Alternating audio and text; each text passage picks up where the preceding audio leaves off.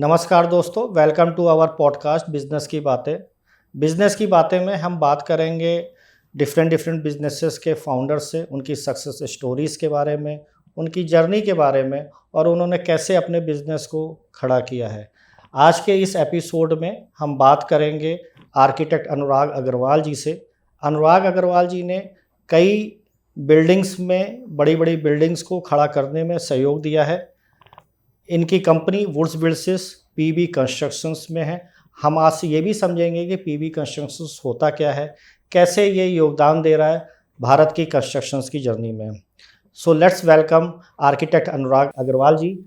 Thank you Anurag ji coming to our office and joining this podcast business की बातें। Thank you. Thank you, Sandeep ji. It's my pleasure, my honor to be part of this journey. Anurag ji, हम आपसे ये समझना चाहेंगे आपकी journey के बारे में कि कैसे आपने अपने बिजनेस को स्टार्ट किया, कहाँ से आपके थॉट प्रोसेस ये आए पीवी कंस्ट्रक्शंस के बारे में। So I would like to understand from you. Sandeep ji, journey तो मेरी शुरू हुई थी 2002 में, जब मैंने अपना आर्किटेक्चर कोर्स और एमबीए डिग्री को कंप्लीट किया। तो आर्किटेक्चर कोर्स कंप्लीट करने के बाद दिमाग में एक बात तो ये चल रही थी कि बिल्डिंग कंस्ट्रक्शन इंडस्ट्री में कुछ तो नया करना है, which we call as like developing non conventional methods of construction. So I started my journey like as usual as a normal person who starts working in the corporates, learning new ideas, learning new avenues, new markets.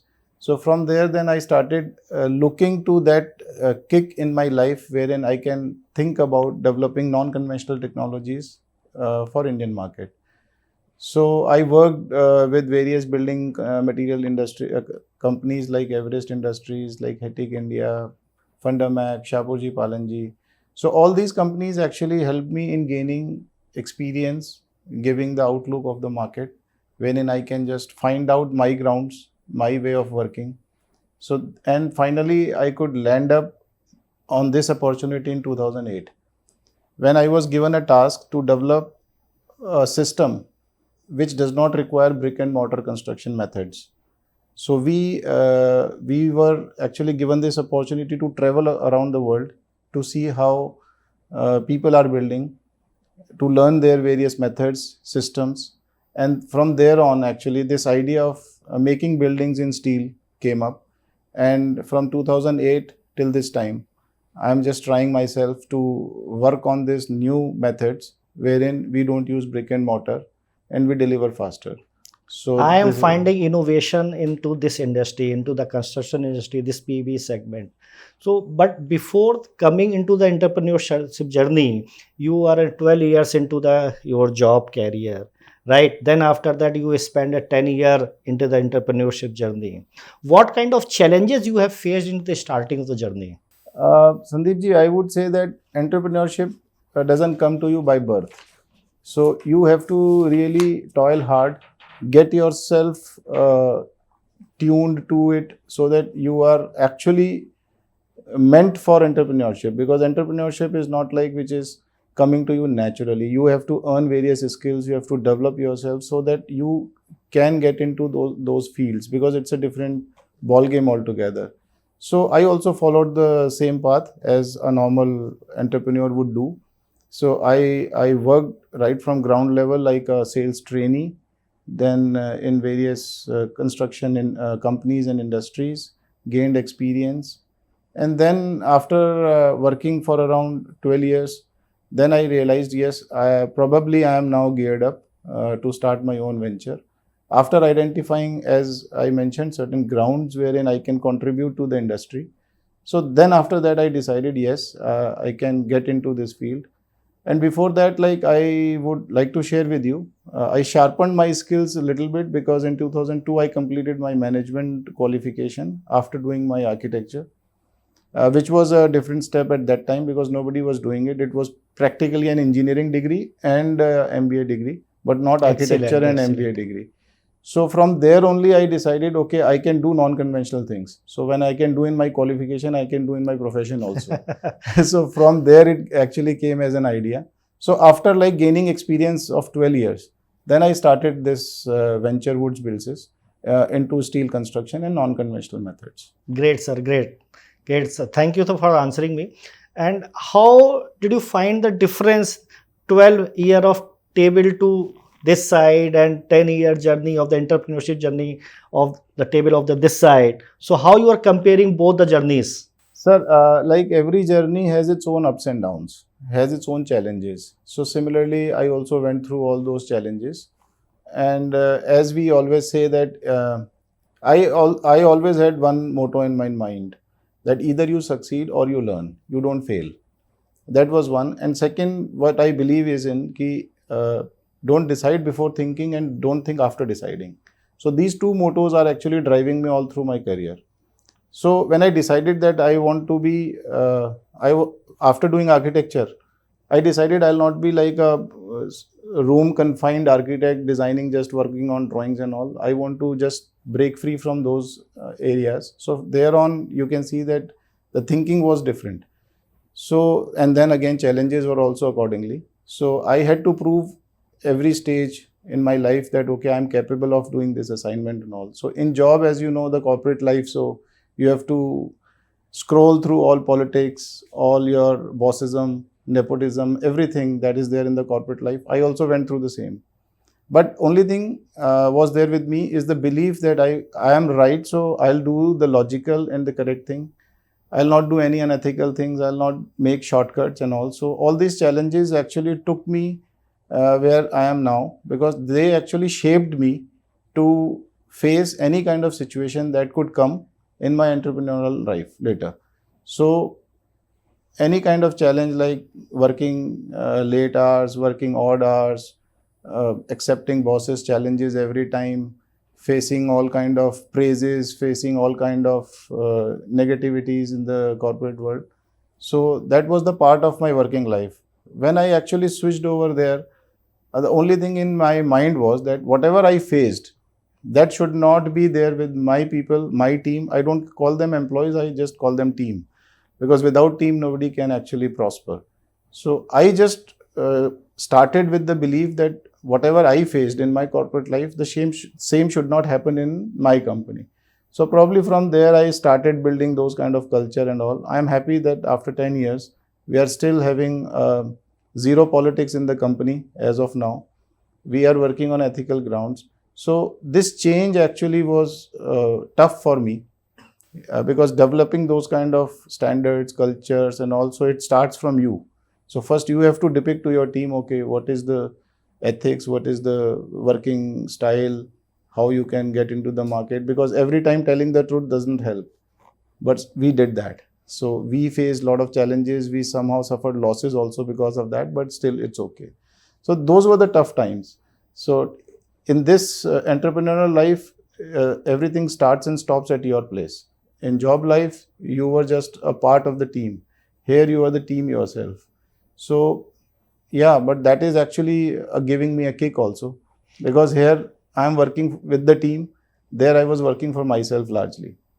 बहुत अच्छा sir, बहुत अच्छा आपने answer किया कि मतलब हम बात करते हैं कि टेबल के इस पार और टेबल के उस पार बैठने में बहुत डिफरेंस आ जाता है, और आपने उस चीज़ को बहुत अच्छे से एवलुएट किया कि पहले क्या एक्सपीरियंस रहा और अब क्या एक्सपीरियंस रहा, और उसी के हिसाब से आपने you are giving the lot of support into that industry also.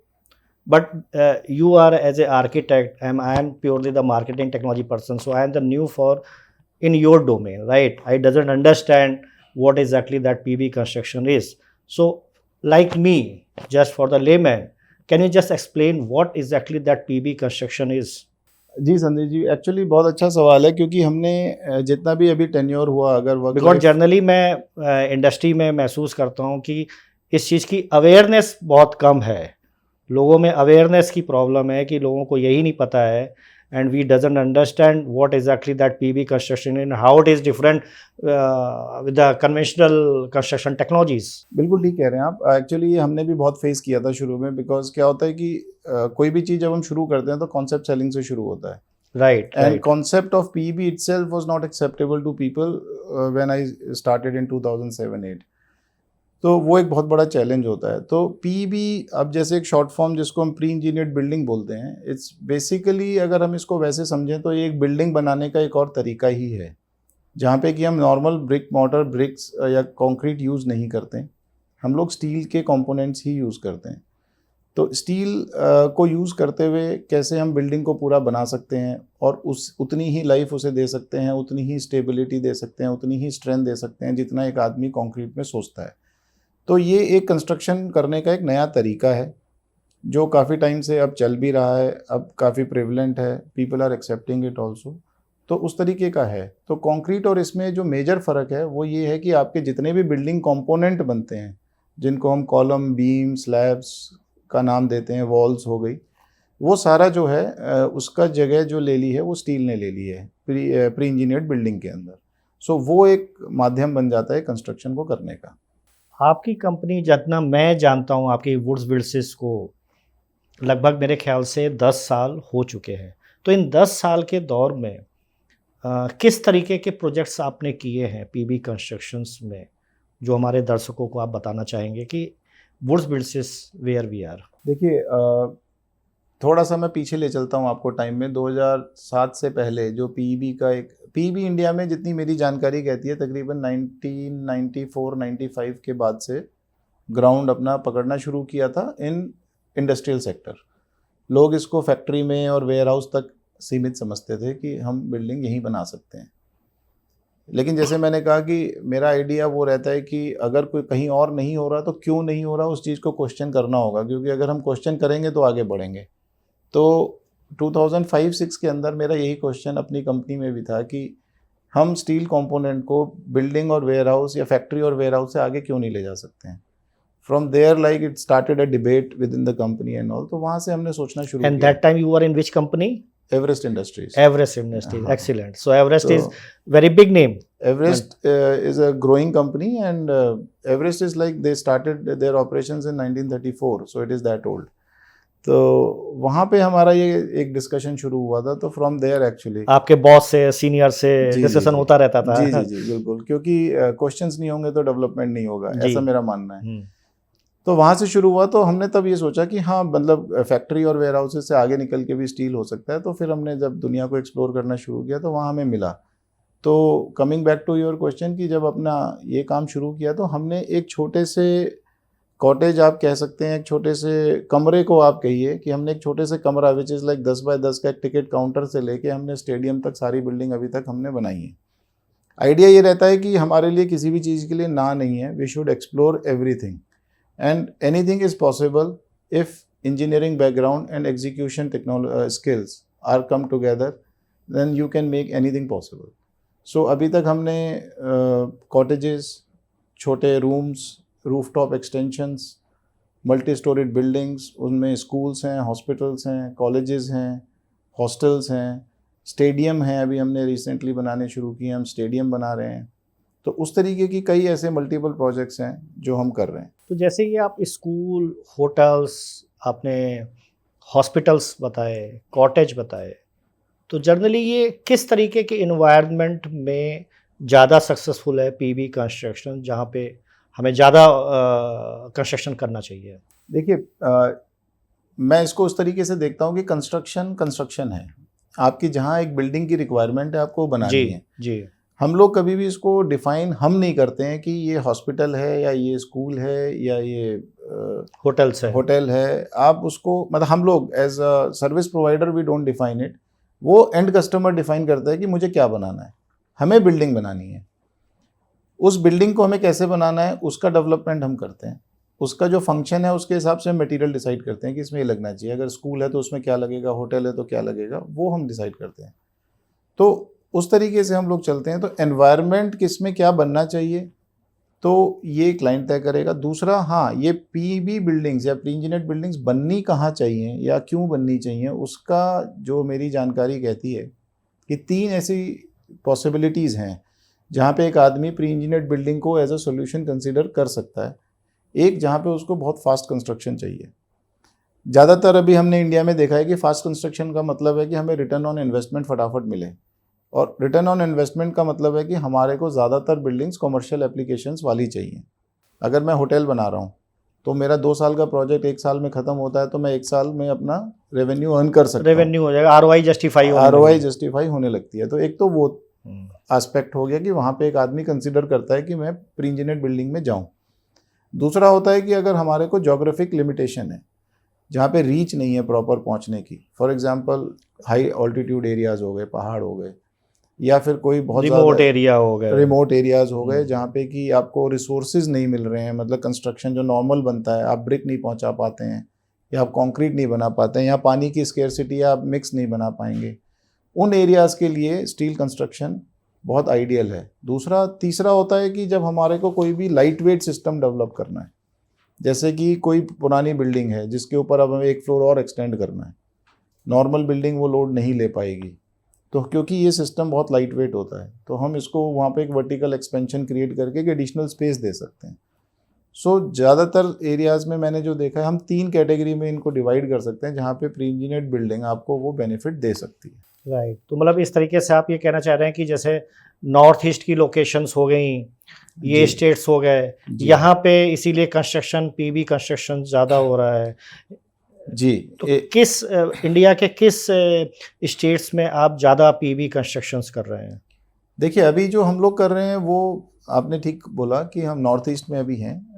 हमने अभी तक अरुणाचल, मणिपुर, नागालैंड, मिज़ोरम, आसाम, इन एरियाज़ में जो थोड़े से हाई ऑल्टीट्यूड एरियाज़ की तरफ हैं, सिक्किम, वहाँ पे काम किए हैं। फिर प्लेन एरियाज़ में जैसे झारखंड, दिल्ली, यहाँ पे पूरा काम, गुजरात, यहाँ सारा काम हुआ है, राजस्थान, पंजाब तक। उसके बाद और फिर इधर वाले हिल्स में चले गए हैं तो हिमाचल, उत्तराखंड, यहाँ सब हमने काम किया है। हर जगह का रीजन अलग है, हर जगह की टोपोग्राफी डिफरेंट है, चैलेंजेस डिफरेंट हैं। लेकिन पीवी सिस्टम का एक बेनिफिट यही है कि आपके पास कंपोनेंट ऑफ साइट मैन्युफैक्चरिंग होता है, ऑन साइट नहीं होता है, तो ऑन साइट आपको उतने रिसोर्सेज ज़रूरत नहीं है। तो ये एक एडिशनल एडवांटेज है कि आप अपने फैक्ट्री में, अपने प्रेमाइसिस में कंपोनेंट अपने हिसाब से बना के आप वहाँ भेज के अपना काम कर सकते हैं। तो आप वेदर के ऊपर इतने डिपेंडेंट नहीं रहते हैं। आप ट्रांसपोर्टेशन पे बहुत लिमिटेड डिपेंडेंसी रहती है कि अगर कहीं पे कुछ हो गया तो मैं क्या करूँगा, आप अपने यहाँ बना के रख सकते हैं। As soon as weather is okay, you can transport the material. अच्छा, ये भी हो सकता। जी, जी। ओके। तो वो एक बेनिफिट है बहुत बड़ा कि अगर आपके पास फैक्ट्री मतलब जिस समय अगर वेदर पहाड़ों पे गड़बड़ है 3-4 महीने और कंस्ट्रक्शन को कंटिन्यू करना है, तो आप अपने मैन्युफैक्चरिंग यूनिट में उसका कंस्ट्रक्शन कर सकते हैं और जब वो वेदर ठीक हो जाएगा वहाँ पे असेंबली कर देंगे। Very good. बिल्कुल, तो वो एक एडवांटेज मिलती है जी। तो अभी तो उससे आपका कंस्ट्रक्शन टाइम कम हो जा रहा है। टाइम कम होता है। दूसरा, फिर जितनी भी हमें जैसे जो डिफ़िकल्ट एनवायरनमेंट है, जैसे सिक्किम जैसा एरिया है, अगर हाई ऑल्टीट्यूड में जाते हैं तो वहाँ पे हमें, या लेह लद्दाख हो गया, वहाँ पे वर्किंग विंडो ही 4 से 6 महीने की मिलती है। अब 4 से 6 महीने के अंदर या तो आप काम कंप्लीट कर लेंगे या फिर it goes to the next year. Right. So why to waste that 4 to 6 months in just transporting material and producing material? So we can do everything offsite. As soon as weather clear is there, you can ship the material and start doing the work. So you can utilize that time and you can actually build your buildings in remotest of the locations. बहुत सारी, मतलब ये तो आपसे रहा पहाड़ों पे कैसा एक्सपीरियंस रहा है या जहाँ पे वेदर फेवरेबल कंडीशन में नहीं है वहाँ पे। लेकिन मैंने सुना है कि आपने यशोभूमि किया, कंस्ट्रक्शन भी आपने किया, उसका कैसा एक्सपीरियंस रहा आपका? देखिए, कोई भी प्रोजेक्ट जो नेशनल इंपॉर्टेंस का होता है वो एक प्राइड फील तो कराता है।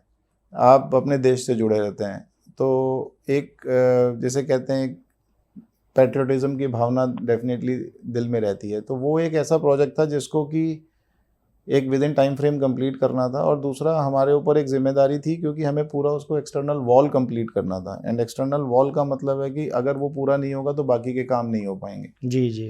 तो अपने काम से ज़्यादा जिम्मेदारी ये भी है कि दूसरी टीम का भी हमें देखना पड़ता है। तो इसलिए वो भी हमने सिस्टम फिर स्टील में और पूरा ड्राई कंस्ट्रक्शन में डिज़ाइन किया ताकि हमें एक तो वहाँ पे पानी की ज़रूरत ना पड़े, हमें सिर्फ और सिर्फ एक इलेक्ट्रिकल कनेक्शन की ज़रूरत थी। हमने उसके साथ ही उस पूरी बिल्डिंग को कंप्लीट करके उनको दिया। तो एक्सपीरियंस वाइज लर्निंग बहुत अच्छी थी, चैलेंजिंग थी। हमें कई ऐसे सिचुएशंस दिए गए जिसमें कि हमें वापस we had to go back to the design table, look for some solutions, discuss with the team there and then execute it. तो ओवरऑल अगर मैं कहूँ, right from drawing board to site, that was the overall holistic learning experience for me and my team. आप sir challenge accept करने के तो बिल्कुल राजा हैं। मैंने सुना है कि आपने आसाम में भी एक स्टेडियम बनाया, उसके बारे में क्या? सर हमारे साथ ये रहता है कि चैलेंज एक्सेप्ट एक्चुअली जो मैं करता हूँ वो सिर्फ मैं नहीं करता हूँ, उसके पीछे मेरी टीम होती है, क्योंकि आई बिलीव कि वन मैन आर्मी कुछ नहीं होता है, यू हैव टू गो ये तो विद बात द टीम। बिल्कुल सही है, इतने बड़े कंस्ट्रक्शन में वन मैन आर्मी तो हो भी नहीं सकती है। जी, तो सबसे ज़्यादा जो ज़रूरी है वो है मेरी टीम का हौसला, क्योंकि वो मेरे को ताकत देता है किसी भी चीज़ को एक्सेप्ट करने की या आउट ऑफ द वे जाने की। एक एग्जांपल मैं आपको आसाम से पहले लेके चलता हूँ सिक्किम में, क्योंकि हमने कैलाश मानसरोवर यात्रियों के लिए कुछ एक्लिमेटाइजेशन सेंटर बनाने थे, and that was a tough task. अगर आप देखें जो बाबा मंदिर की तरफ रोड जाती है वो ज़्यादातर स्नोफॉल में ही रहती है, वहाँ पे नेटवर्क नहीं आता है फ़ोन का। आजकल आपको पता है अगर फ़ोन नहीं है तो ज़्यादातर आदमी के पास लगता है लाइफ ही नहीं है। जी जी जी। लेकिन जब हमने अपनी टीम से डिस्कस किया, उन्होंने कहा सर कोई प्रॉब्लम नहीं है, आप काम लीजिए, काम एग्जीक्यूट हो जाएगा। And believe me Sandeep ji, मतलब वो उन्होंने जिस हिसाब से वहाँ पे against the weather, against all odds जाके काम किया, वो कमेंडेबल था। तो वहाँ पे वो बना के उनको दिए स्ट्रक्चर्स। सिमिलरली हम इधर जब नागालैंड की तरफ आए तो नागालैंड में लोगों ने कहा कि उनको एक स्टेडियम बना के देना था, और that was within the time frame of 3 months। Again we set back on the table with the team, and team said कि सर कोई प्रॉब्लम नहीं है, आप बताइए कैसे करना है, क्या करना है। And day in and day out sir they worked and they delivered that project. So challenges जो लेने की ताकत आती है सर, वो यहाँ से आती है, वो बादाम खाने से नहीं आती, वो दौड़ने से नहीं आती, वो आती है आपकी टीम की ताकत, टीम की स्पिरिट से। तो आई एम ग्लैड कि आई हैव दैट टीम जो मुझे हर सिचुएशन से निकालने की ताकत रखती है और हर नए चैलेंजेस को एक्सेप्ट करने के लिए मोटिवेट करती है। अनुराग जी बहुत अच्छा, आपने से हमने ये तो सीखा कि पीवी कंस्ट्रक्शंस होता क्या है, किस तरीके के इन्वायरमेंट में बनाया जा सकता है, आपकी ऑर्गेनाइजेशन ने किस किस तरीके के चैलेंजिंग प्रोजेक्ट किए, किस तरीके के ट्रेन में किए। आपको लगता है कि कुछ ऐसे भी मिसकंसेप्शन हैं इस फील्ड के जो आपको हमारे दर्शकों को बताना चाहिए? ये बहुत अच्छा सवाल है संदीप जी। ये हम पिछले 15 साल से बताते भी आ रहे हैं, और अभी तक भी बहुत ऐसे क्वेश्चंस हैं क्लाइंट्स के जो रहते भी हैं। इसमें मिसकंसेप्शन तो नहीं कहूँगा, मैं ये कहूँगा कि जो क्वेश्चंस क्लाइंट के दिमाग में आते हैं वो ठीक है। देखिए क्लाइंट कभी गलत नहीं होते, उन लोगों को क्वेश्चन पूछने का अधिकार है। उनको सबसे पहले ये लगता है कि एक तो ये कहीं ना टेम्परेरी कैटेगरी में आता है। ये एक सबसे बड़ा मिसकंसेप्शन कह लीजिए, या एक टेम्परेरी कंस्ट्रक्शन में आता है कि जैसे ये परमानेंट नहीं है। उनको एक ऐसा महसूस होता है ये, क्योंकि स्टील में बन रहा है, कहीं से आके और इकट्ठा करके बना दिया, तो थोड़ा सा एक वो परसेप्शन है कि ये टेम्परेरी में आता है, जबकि ऐसा नहीं है। दूसरा परसेप्शन ये रहता है कि इसकी जो स्ट्रेंथ है वो उतनी नहीं है जितनी मुझे कंक्रीट बिल्डिंग्स में मिलती है। ओके। जिसका कि भी मैं ये बोलूँगा कि ये भी ऐसा नहीं है, क्योंकि अगर आप वेस्टर्न वर्ल्ड्स में देखें तो बहुत पुरानी बिल्डिंग्स जितनी भी बनी हुई हैं, may be 80 years old, 100 year old buildings, they were done in steel. एक छोटा सा एग्जांपल, जो वर्ल्ड ट्रेड सेंटर जो अब नहीं है unfortunately, that was also done in steel. तो इस तरीके की जो हमारे पास रेफरेंसेस हैं, हम देख सकते हैं कि स्टील जो है वो टेम्परेरी। तो ये जो हाई राइज बिल्डिंग है इतने 100 फ्लोर 200 फ्लोर्स की बनाई जा रही हैं, all these are onto the PB constructions? Not all I would say, but yes, they can be done in steel and they have been doing it. Sir अभी मैंने 3 दिन पहले एक न्यूज़ पढ़ी कि चाइना में with in 24 hours they build up 50 story building. Sir ये एक मेरा भी एक सपना है कि हम इस लेवल तक इंडिया में भी पहुंचेंगे, और हम पहुंच सकते हैं। आपने थोड़े टाइम पहले ये भी सुना होगा कि कुछ जगह पे एक 48 आवर्स में 5 स्टोरीड बिल्डिंग इंडिया में खड़ी कर दी गई थी। तो ये पॉसिबिलिटीज सारी हैं, और हमारे पास resources, capability, skill set, intelligence सब है। हमें सिर्फ उसको इकट्ठा करके एक, जिसे कहते हैं, धरातल पे उतारना है, और वो कुछ हद तक अब हम भी करने लगे हैं। कोविड के टाइम पे अगर आपने देखा हो, इंडिया में जो मेकशिफ्ट हॉस्पिटल्स बनने थे, कई जगह पे वो ऑलमोस्ट 6 डेज 7 डेज में 50 बेडेड 100 बनाए भी गए। तो आप ये देखिएगा कि जब सिचुएशन आती है तो टैलेंट तो हमारे यहाँ पे भी है, हम कर सकते हैं। नहीं बिल्कुल तो सही कह रहे हैं वो आप। चीज़ें आज भी हो सकती हैं। हम लोग जिसे कहते हैं, जो स्टील कंस्ट्रक्शन का अगर आप इवोल्यूशन इंडिया में भी देखें तो पिछले 15 साल में वो इस लेवल तक आ गया है कि अब एक्सेप्टेबिलिटी, आप ये कहिए कि गवर्नमेंट के लेवल तक भी इतनी ज़्यादा हो गई है कि now they are also specifying, they are also suggesting कि कंस्ट्रक्शन जो होना चाहिए वो इसी मोड में आना चाहिए, सो दैट हम फास्टर डिलीवरीज दे सकें।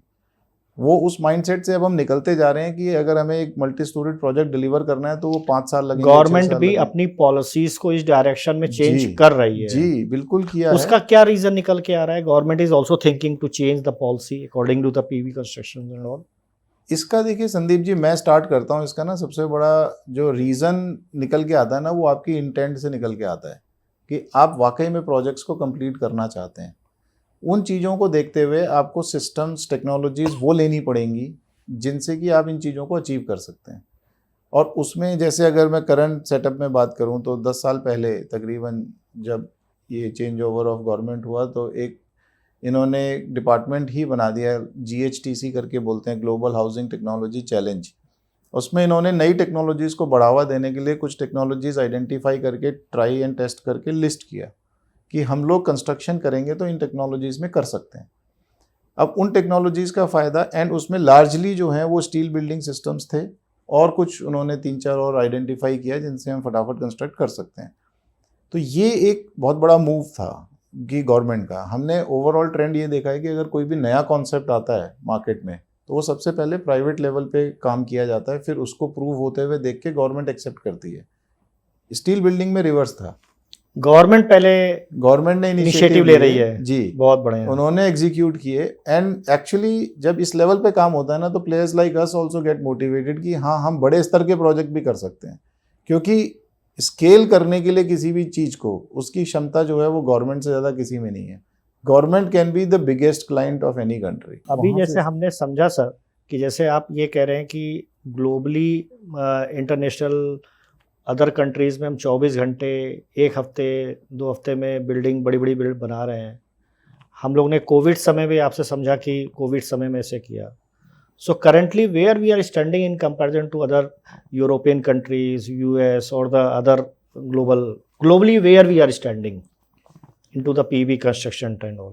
पीवी कंस्ट्रक्शन में सर अगर मैं ये बात कहूँ कि कंस्ट्रक्शन में अभी हम कहाँ तक पहुँचे हैं तो अभी हम बहुत पीछे हैं। अभी बहुत पीछे हैं, बहुत आगे कुछ बढ़ना है, करना है।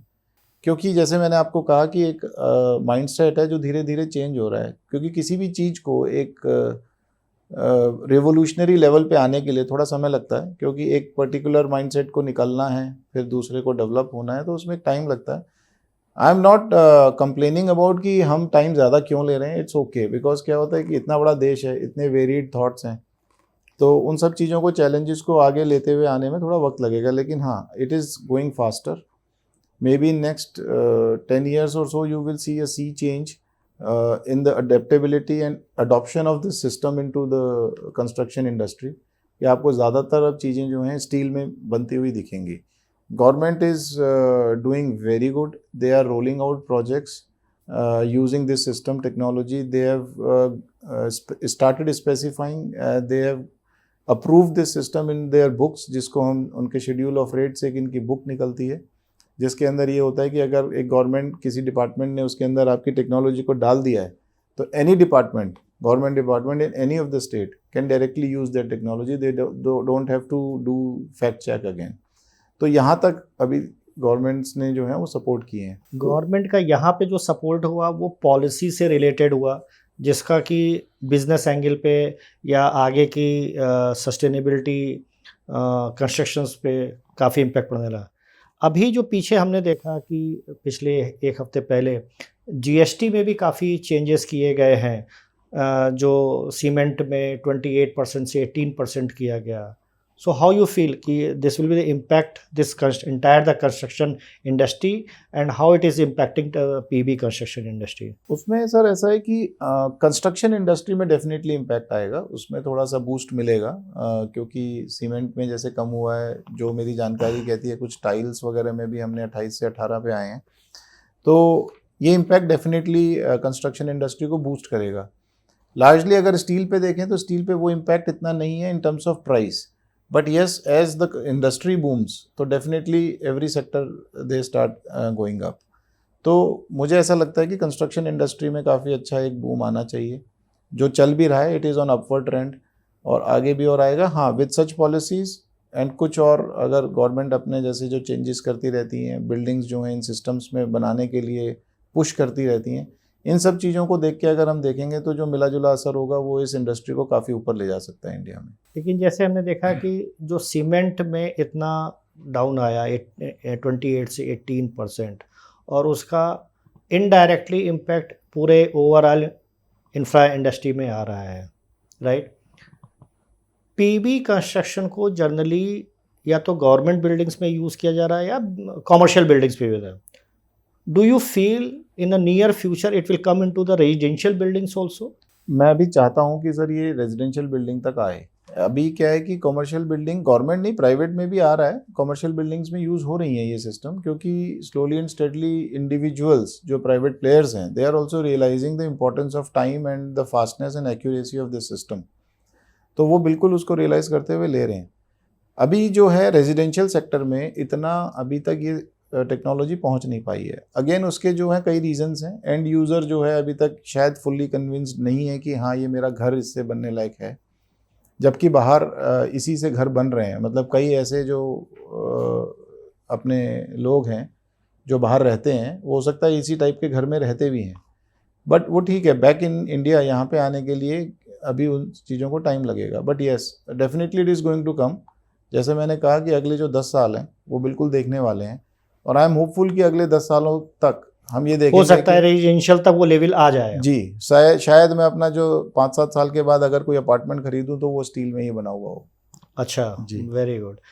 अच्छा, जैसे अगर एज ए लेमन लैंग्वेज में, लेमन पर्सन अगर मैं समझना चाहूँ कि मेरा एक 200-250 गज का प्लॉट है, right, and if I wanted to build that construction on the conventional cement concrete, और if we want to build the PB, so कहाँ पे प्लस माइनस है in terms of the commercials, in terms of the timeline, in terms of the stability of that building? तो as a normal person I wanted to understand कि अगर कल को जब ये रेजिडेंशियल में आए तो ये हाउ इट कैन इम्पैक्ट। देखिए अभी जो हमारे यहाँ पे सबसे बड़ा डिसीजन मेकिंग फैक्टर है ना, वो प्राइस पॉइंट है। और प्राइस पॉइंट में अभी कंप्लीट स्टील बिल्डिंग कंक्रीट को टक्कर नहीं देता है, अगर हम मटेरियल टू मटेरियल प्राइस को कंपेयर करें। अगर आप टाइम वैल्यू ऑफ मनी और इन सब चीज़ों में जाते हैं, और रिटर्न ऑन इन्वेस्टमेंट और फ्यूचरिस्टिक अप्रोच में, जैसे कि आपका स्टील जो है, steel like it is an investment.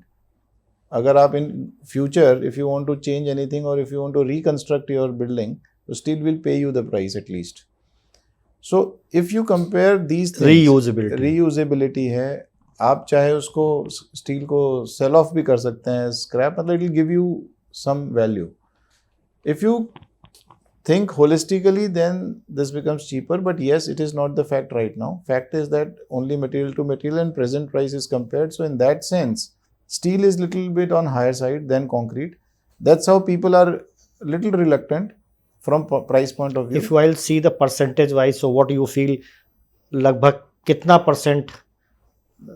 आप मान के चलिए तकरीबन 15 से 17% के आसपास का फर्क पड़ता है प्राइस पे। बहुत ज़्यादा नहीं है, अब नहीं रहा, धीरे धीरे, क्योंकि क्या होता है कि जो सिविल कंस्ट्रक्शन है उसकी भी कॉस्ट इंक्रीज होती जा रही है, क्योंकि आपके जैसे स्टील है या सीमेंट है या, बट अगर कंपैरेटिवली डिलीवरी टाइमलाइन देखूं तो बहुत कम हो जा रही है। डिलीवरी टाइमलाइन बहुत कम होता है सर। वी कैन, मतलब this steel building can be delivered in almost 50% of the time जो उसमें होता है। तभी जैसे शुरू में हम जब डिस्कस कर रहे थे, मैंने बताया कि 3 ही एस्पेक्ट हैं। अगर किसी को जल्दी चाहिए, यानी कि टाइम इज़ द क्राइटेरिया, या लोकेशन इज़ द क्राइटेरिया, या फिर वेट इज़ द क्राइटेरिया। इन तीनों में से अगर किसी के लिए एक प्रायोरिटी है, तब जाके आप इस स्टील बिल्डिंग को कंसिडर जनरली करते हैं। लेकिन गोइंग फॉरवर्ड, जो हमने अभी लास्ट बात की कि in future this is going to be the next thing as an alternate construction method for concrete. Generally sir आप जिस तरीके के प्रोजेक्ट करते हैं, what is the delivery timeline of these kind of projects? See, projects के delivery timelines projects के nature पे depend करते हैं कि हम किस टाइप का प्रोजेक्ट कर रहे हैं। बट मैं ओवरऑल आपको ये सिनेरियो बता सकता हूँ कि generally we can complete a project as compare to other systems almost in 1/3 of the time. Because क्या है कि अगर आपको एक छोटा रूम से लेकर अगर एक स्टेडियम तक बनाना है, उन सबका एक टाइमलाइन अपना है, अलग अलग तरीके के कंस्ट्रक्शन है, अलग अलग, it depend on the nature of the, हाँ, nature of the project, complexity of the project, scale of the project. तो उन चीज़ों को ध्यान में रखते हुए मैं इतना बोल सकता हूँ कि कंपैरेटिव जो अगर हम करेंगे तो 1/3 of the time is generally taken to complete the project if we do in normal construction works. 1/3? जी, that is the possibility. And my Because technology is playing the very major role absolutely into the paving. So absolutely. what kind of technology is playing the role? See, conceptual. If we start at the conceptual level, is like we are replacing everything right from the ground. No on-site construction, first of all. So the technology as such is the method in which the construction is now taking shape. That is one. Second is, as we discussed, like we are doing off-site construction. So that means ki my on-site, whatever, for example, like foundations and all, which is normally done in concrete, so they can run parallelly. So my foundation is getting done, I am fabricating my material in factory, so that time is saved. So that is another technology. Plus the kind of softwares details that we use in making these components are so precise that we can just transport the material, assemble the building there. So we don't have to do any reworking. And chances of error are very, very less because everything is so precise, machine cut, and softwares which go in the back, which is delivering those details, are absolutely very precise softwares. Then secondly, it comes at the delivery of building at the site. So the machine components, everything is like installed using machines. Like cranes are there, your jacks are there, your nut bolt tightening machines, they are also like mechanized. At what torque level the bolt is to be tightened, it is to that level it is specified, so that building doesn't loosen up in time and all. So those kind of technologies which are coming, then lines and levels and all these equipments which are there, which are general equipments, so those are being used to erect the building at site, so that margin of error is very, very less. So we can do the precise engineering, and that's how we can reduce the time. When we are casting slabs, we are not using shutterings. So when I am casting my slab, I am not dependent till the 2 weeks or 3 weeks of time till I remove the shuttering, I do the work below. Okay. I cast the slab today and tomorrow I am starting You my can work remove. below. No, we don't remove the shutter. Okay. In this Not required. case, not required. So that's how like we save on time. And quality wise, it is not compromised anywhere. So that's how the technology comes into picture, how we can redefine our methods of construction to make it more fast. So I also heard about this ki PB construction is coming under the green building process, and it is helping to the sustainability also. So how it is? Yeah, that is actually a buzzword today, like sustainable or green building and all. So everyone is like running towards labeling its building as a green building or rating. But yes, that is also the need of the hour. All the materials that actually goes in the construction of steel building, those are largely like green materials. Green we call it because those are like made out of non-polluting processes. Steel, as you know, it's like a recyclable material, 100% recyclable. It is available in abundance on earth crust. So it is not like a rare metal or material which is getting depleted very fast, unlike your like the sand or the topsoil of our earth, which generally goes into construction. So this is not the case here in steel building.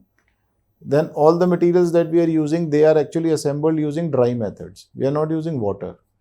And okay, if so, even we are not using water, and sand we are not using. Okay. So water, as you know, is a very scarce resource. अभी पीने के लिए ही नहीं मिल रहा है, तो construction करने के लिए तो क्या करेंगे?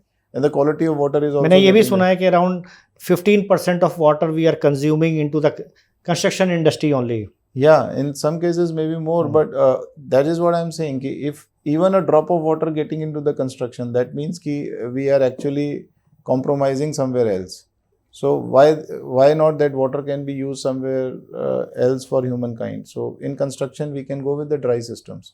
Dry systems are faster also, and everywhere water availability is not there these days, and quality of water is also getting reduced.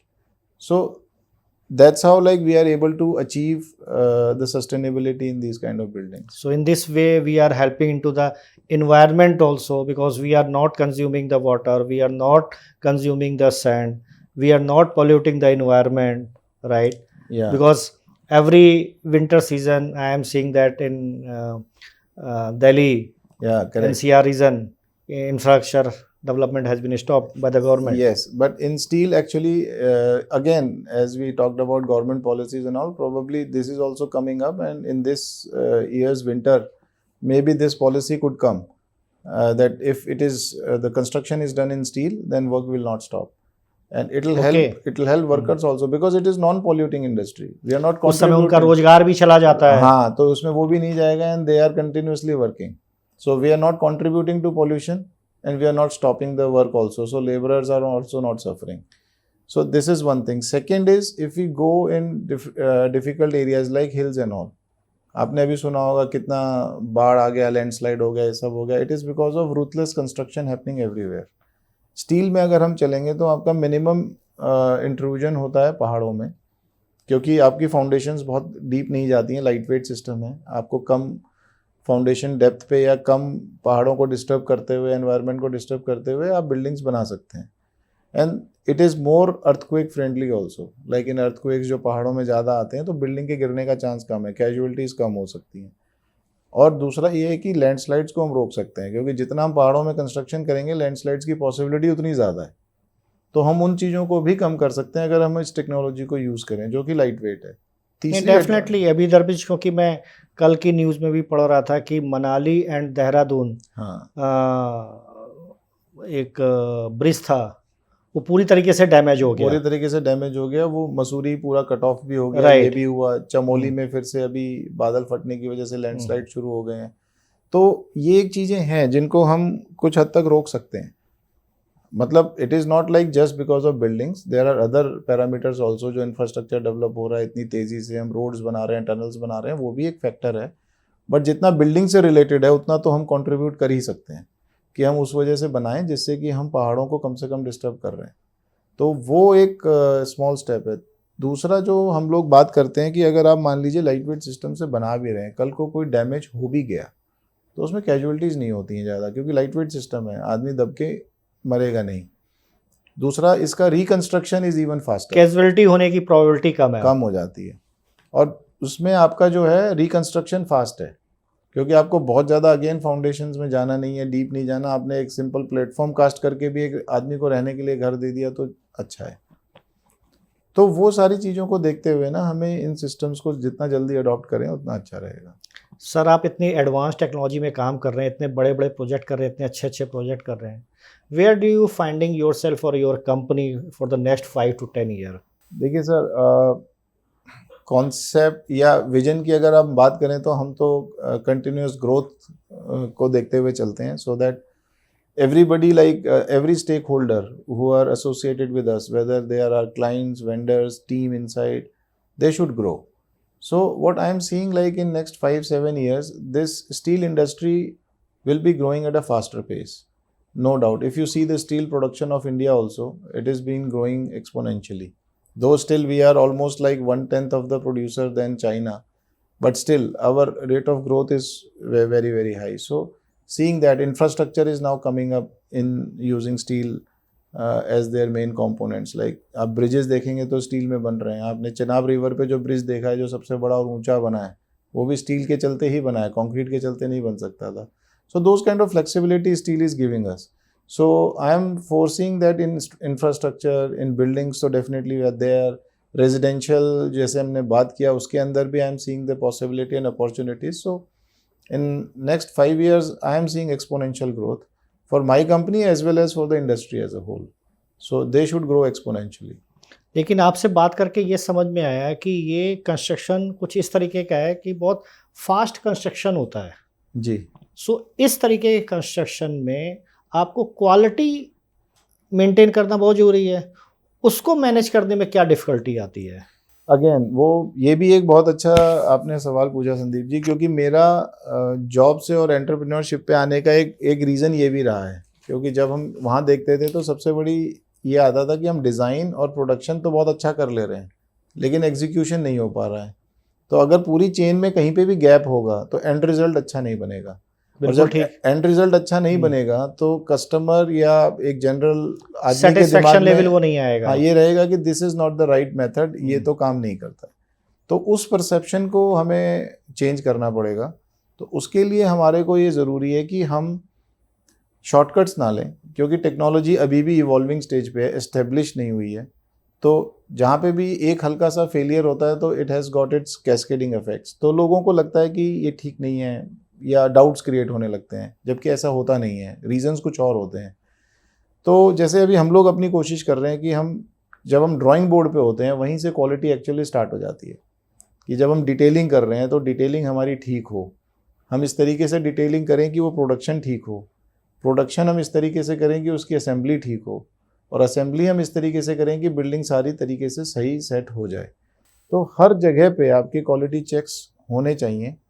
हमारी भी कोशिश है कि हम हर जगह पे अपने क्वालिटी चेक्स को इस्टेब्लिश करें, प्रोसीजर्स उसके बने हुए हैं, हम प्रोसीजर्स फॉलो करते हैं। उसी लाइन में अब हम लोग ये भी कर रहे हैं कि अब सारी चीज़ें जो हैं कोशिश करके इन हाउस हम इंटीग्रेट करके अपना बनाते जा रहे हैं।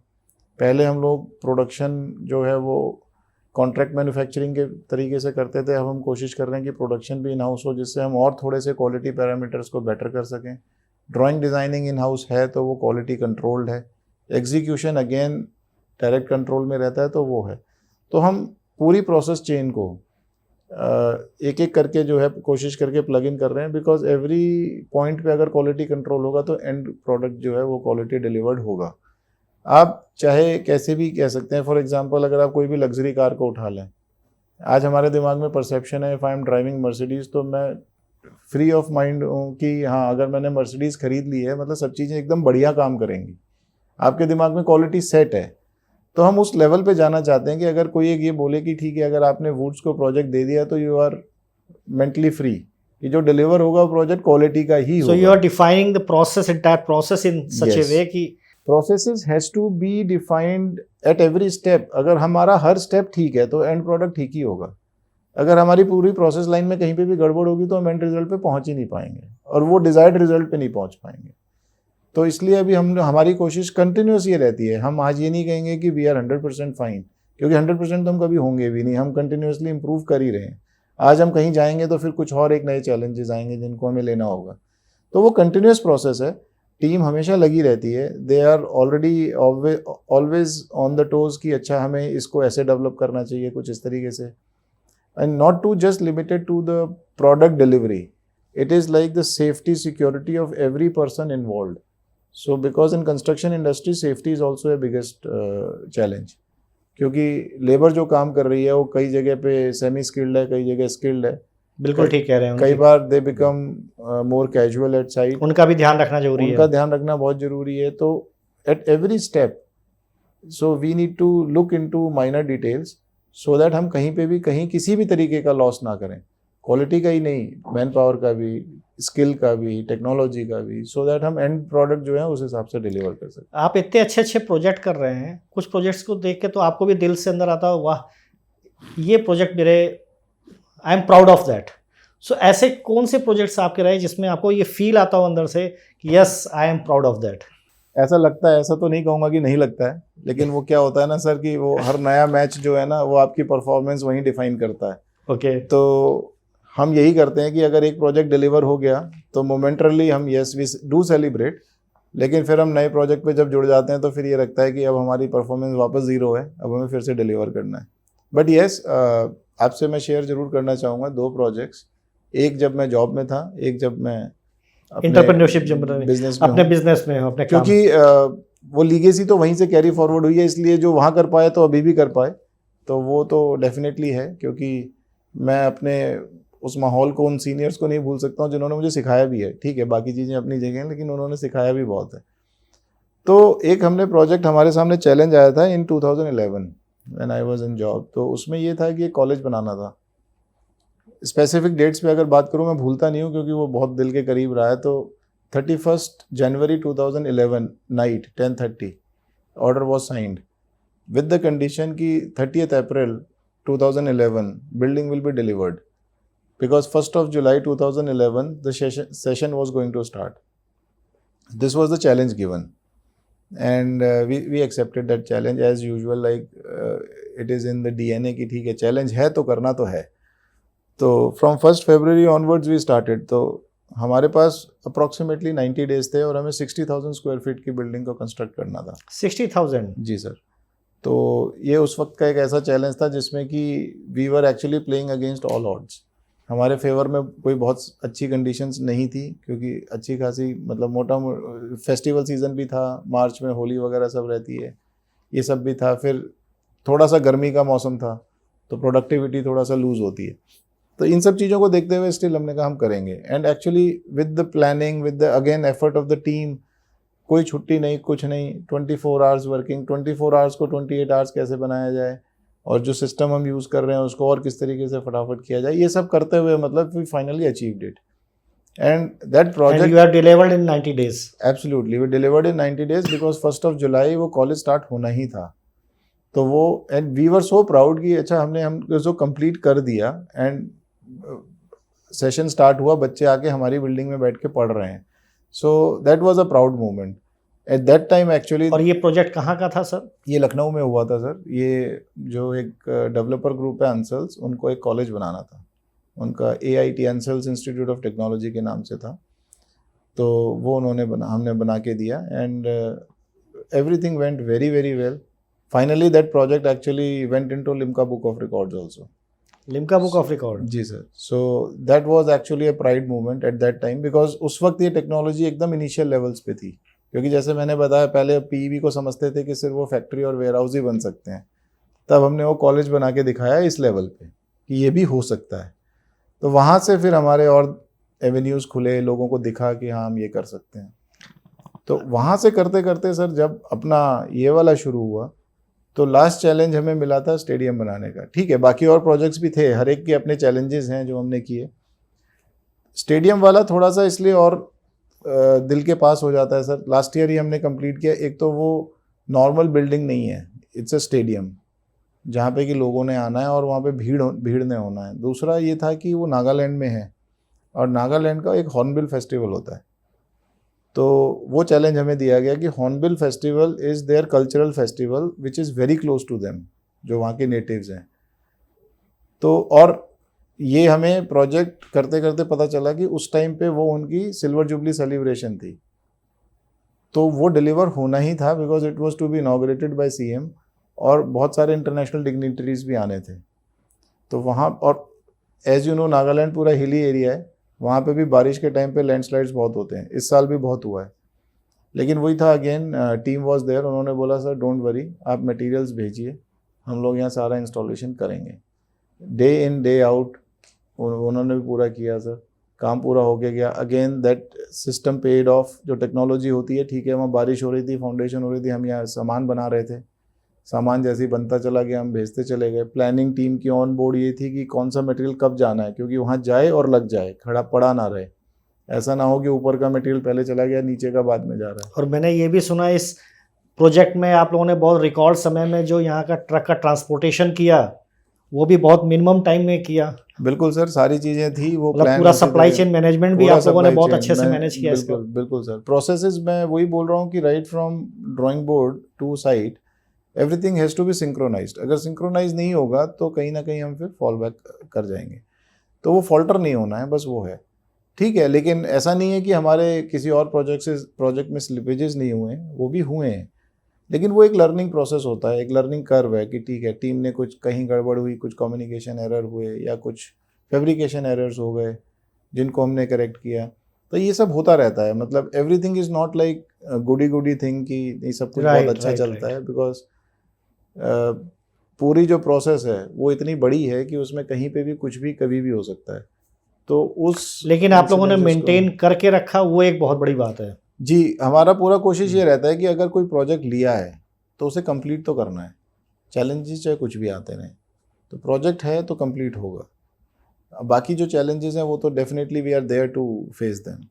नहीं सर, आई अंडरस्टैंड, आप लोगों ने इतने अच्छे चैलेंजेस फेस किए, इतने बड़े। एक चीज़ समझना चाहूँगा, पहले की जो कंस्ट्रक्शन थी वो पूरी कन्वेंशनल कंस्ट्रक्शन थी, फिर धीरे धीरे समय चेंज हो रहा है और PB कंस्ट्रक्शन का यहाँ तक स्टेज आ चुका है कि आज की तारीख में जो कॉमर्शियल बिल्डिंग्स हैं उसमें एक सीरियस थॉट दिया जा रहा है कि PB कंस्ट्रक्शन के द्वारा करके डिलीवरी टाइमलाइन को कम किया जाए, कंस्ट्रक्शन की क्वालिटी को इम्प्रूव किया जाए और इन्वायरमेंट में सहयोग दिया जाए, right? So do you feel कि अगले 5 साल, 10 साल, 20 साल में क्या ऐसा हो सकता है कि default construction quality default construction mechanism ही पीवी कंस्ट्रक्शन हो? बिल्कुल इज़ देयर एनी होगा, पॉसिबिलिटी? बिल्कुल होगा, बिल्कुल होगा। और ये सिर्फ इंडिया में नहीं होगा, इंडिया ना एक्सपोर्टर बनेगा इस टेक्नोलॉजी का, आप देखिएगा। आप यहाँ से अभी देखिए ऑलरेडी बिल्डिंग्स वैसे भी इस समय मोदी जी की हेल्प से और गवर्नमेंट पॉलिसीज़ की हेल्प से now we are increasing more and more the exporting side. Yes, yes, and I'm proud that I am at that moment in India कि Because जहाँ पे earlier कि we were more importer into the defense sector, now yes, we are moving into the exporter side. exporter side. So ये building system में भी we have already started exporting. ऐसा नहीं है कि हम करते नहीं हैं, स्केल थोड़ा सा बड़ा और होना है, बिल्कुल होगा। और जितने भी सिस्टम सेटअप्स इंडिया में अब डेवलप हो रहे हैं, लग रहे हैं, वो उस तरीके से देख के लगता है कि now we are on the verge of becoming like global leader category, कि हम इन सिस्टम्स और टेक्नोलॉजीज़ को कंस्ट्रक्शन इंडस्ट्री में भी एक्सपोर्ट कर सकते हैं। तो एक तो वो रहेगा, और दूसरा आने वाले टाइम में स्टील कंस्ट्रक्शन डेफिनेटली एक बेस बनेगा, जो मुझे लगता है कि वो होगा ही। और उसके अलावा कोई और दूसरा ऑल्टरनेट अभी दिख नहीं रहा है जहाँ पे कि हम कन्वेंशनल कंस्ट्रक्शन को रिप्लेस कर पाएँ, क्योंकि कन्वेंशनल कंस्ट्रक्शन का रिप्लेस होना बाय फोर्स होगा, अगर बाय चॉइस नहीं होगा, क्योंकि हमारे बिल्डिंग मटेरियल्स बहुत महंगे होते चले जाएंगे ओवर द पीरियड। कंस्ट्रक्शन में बहुत टाइम लग रहा होगा, जिसमें कि आगे आने वाली टीम या जनरेशन जो भी होगी, उनको इतनी पेशेंस नहीं है कि उनको इतने टाइम तक रुकना है, उनको फटाफट करना है, डिलीवर करना है, आगे बढ़ना है। तो डेफिनेटली अगले 5 साल 6 साल you can look up to this construction industry, they are going to exponentially on a growth path. ये So मेरा how you लगता are preparing yourself and to your company to face that challenge कि okay, if the construction will be the default as a PV construction, then how are you preparing yourself? Sir frankly speaking, मैं बहुत बहुत बड़े visionary levels पे जैसे जो लोग देखते हैं वैसा नहीं देखता हूँ। I generally go with the flow. मुझे पता है कि ये इंडस्ट्री आगे आगे बहुत बड़ा, बहुत बूम करने वाली है, तो हम बेबी स्टेप्स लेते हैं। हमारा पार्ट ये है कि जब भी हम इस इंडस्ट्री में कंट्रीब्यूट करें, तो हम लोग इस लेवल पे कंट्रीब्यूट करें कि लोग ये कहें कि हाँ, this is the system which needs to be accepted. एक ये ऐसा मॉडल है जिसको चलाना चाहिए। तो हमारा बेसिक आइडिया वो है। उसके बाद जनरली जो मार्केट है उनकी ब्लेसिंग्स रहती हैं, क्लाइंट्स हैं जो हमें आगे प्रमोट करते हैं, तो उनके बेसिस पे ही हम इस चीज़ को कैरी फॉरवर्ड कर रहे हैं। But yes, definitely as like small and medium enterprises, they want to grow bigger also into corporates. We also dream like that, because when we started we had a small team with a big dream. Now dreams are getting bigger, team is getting bigger, so we want to be now more bigger on the platform. तो उसके लिए हम लोग कोशिश ये कर रहे हैं कि एक तो हमारे जितने भी स्किल सेट हैं उनको हम शार्पन करते रहें टाइम टू टाइम। जो हमारी टीम्स हैं वो स्किल्ड हों, पूरी एप्ट हों जहाँ पे भी हमें जो ज़रूरत हो। प्रोडक्शन फैसिलिटीज़ हमारी अच्छी हों जिसको हम डेवलप करने की कोशिश कर रहे हैं। कुछ और ऐसे जो टेक्नोलॉजीज़ डेवलप हो रही हैं ऑल अराउंड द ग्लोब, तो that we keep on looking into कि कुछ और ऐसा है जो चीज़ों को हम अडॉप्ट कर सकते हैं, डेवलप कर सकते हैं। तो उन चीज़ों में हम कंटिन्यूसली लगे रहते हैं। So whether it is part of like getting into exhibitions, whether it is like collaborating with other people who are already like legend in the field, so like get in developing the technology, importing the technology, collaborating for the technology. So we are open to every field. We keep on exploring. Our team also keeps on exploring. So we are developing that way, sir. Our youngsters are more and more capable enough to for the technology part. So how you are suggesting, और आपकी उनको किस तरीके से mentoring रहेगी? जो young entrepreneur आ रहे हैं इस इंडस्ट्री में, उनके लिए क्या सजेशन होगा, क्या एडवाइस होगी? संदीप जी, आज की जनरेशन ना वो बॉर्न इंटेलिजेंट है। ये मैंने जो देखा है वो उन लोगों के पास, इसमें तो कोई शक नहीं है। हाँ, इन लोगों के पास इंफॉर्मेशन का भंडार है। बट हाँ, जो मुझे एक बीच में लगता है जो होना चाहिए वो ये है कि अगर कोई भी यंग जनरेशन में है, उसको 2 चीज़ें अपने पास ज़रूर रखनी चाहिए। कि एक, अपने ऊपर बिलीफ बहुत ज़बरदस्त होना चाहिए कि यस, जो भी वो कर रहा है वो ठीक कर रहा है। और दूसरा, उसके अंदर वो एथिक्स होने चाहिए कि हाँ, मैं जो काम करूँगा वो सही तरीके से करूँगा, कोई शॉर्टकट्स नहीं, कोई कॉर्नर कटिंग नहीं, कुछ नहीं। मेरा ये मानना है कि अगर आप 2 चीज़ों पे चलें, शायद आप थोड़े से डिलेड रहेंगे लेकिन आप सक्सेसफुल ज़रूर रहेंगे, ये श्योर है।